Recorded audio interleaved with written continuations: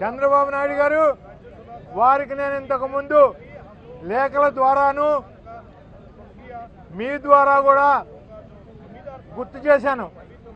అయ్యా, తమరు విచిత్రమైన మానసిక వ్యాధితో బాధపడుతున్నారు.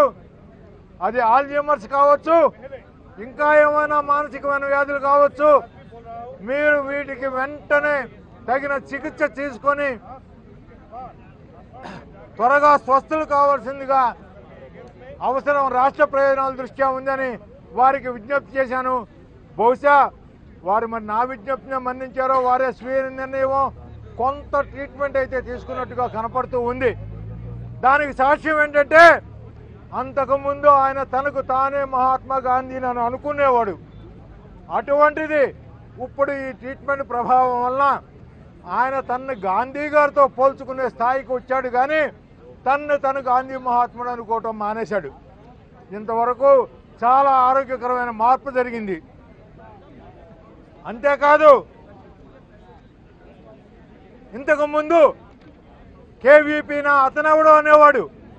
ఇప్పుడు ఆయన మానసిక వ్యాధి కొంత తగ్గడంతో, మానసిక పరిస్థితి కొంత కుదుట పట్టడంతో కేవీపీనా అతనే పార్టీలో ఉన్నాడు, అతను ఎక్కడ ఏం చేస్తున్నాడు అని అడిగే స్థితికి వచ్చాడు. చాలా మెరుగైన పరిస్థితి ఇది.